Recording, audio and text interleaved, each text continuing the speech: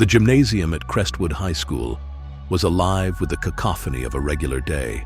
Sneakers squeaking loudly against the polished wood floors, basketballs thudding rhythmically as they hit the ground, and the energetic shouts and laughter of students engaged in their activities. The air was thick with the smell of sweat and adrenaline, a typical scene of youthful enthusiasm and competitive spirit. For most of the students, it was just another day in gym class, filled with camaraderie and friendly competition. But for Sophie Evans, today was anything but ordinary. Anxiety churned in her stomach like a knot that wouldn't loosen, and every fiber of her being screamed with dread. She had a well-known reputation for being consistently late to gym class, a habit that had drawn the ire of Mrs. Walker, the school's notoriously strict gym teacher. Mrs. Walker was not one for excuses or leniency. Her rules were set in stone, and any student who dared to break them faced swift and severe consequences. Sophie had pushed her luck one too many times, and today she felt the full weight of what that meant. She could sense the storm brewing the moment she stepped into the gym, her heart thudding loudly in her chest, knowing that her habitual tardiness would no longer be met with a mere reprimand, but something much more memorable. Gym class had always been a battleground for Sophie, but not because she lacked athletic ability. She could hold her own in any sport or exercise.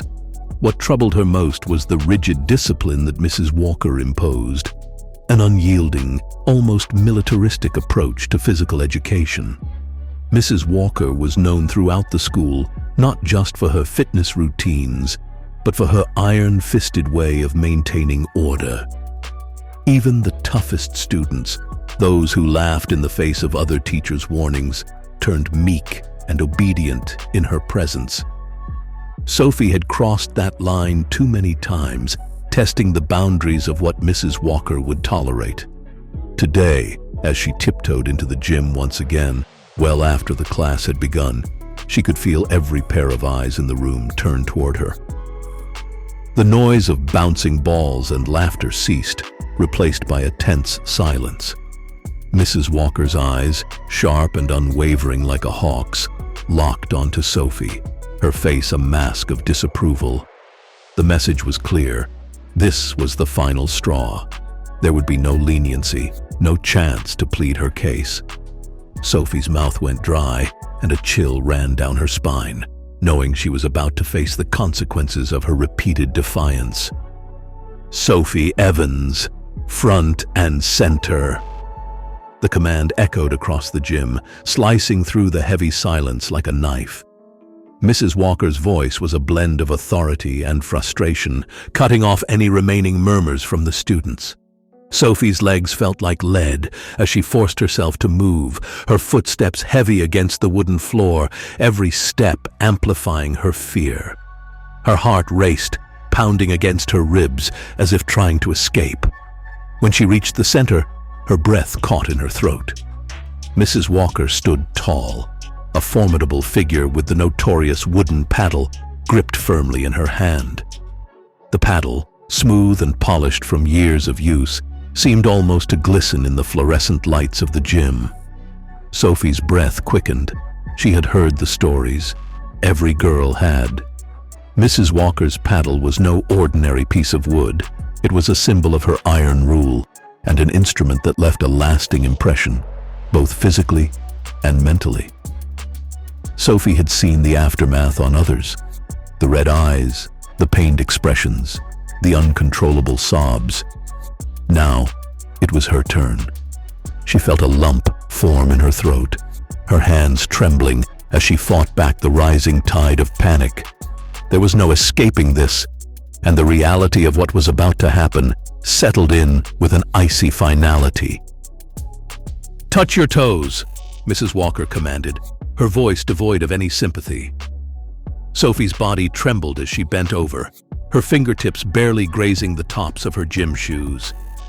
She felt utterly exposed in this vulnerable position, her gym knickers offering little more than a thin layer of fabric between her and the impending sting of the paddle. Time seemed to stretch in those brief moments. each second feeling like an eternity. She could feel every gaze on her, every eye in the room fixated on her bent form, some filled with pity, others with a morbid sense of curiosity.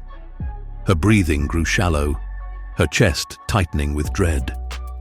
She was acutely aware of her position, of how her bottom was perfectly presented, making her feel unbearably vulnerable.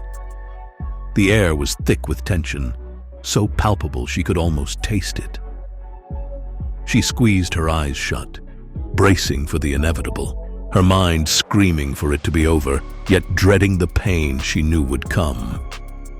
Mrs. Walker didn't hesitate. The first swat came down with a force that echoed through the gym, a sharp, cracking sound that seemed to vibrate off the walls. A searing pain shot through Sophie's backside, so intense that her knees almost buckled. She bit her lip hard, determined to hold back a cry, but a whimper escaped her throat. The pain was unlike anything she had imagined, a fiery sting that spread through her body like a shockwave. Before she could even catch her breath, the second swat landed, harder and more precise, driving the pain deeper. Tears sprang to her eyes, and her resolve began to crumble.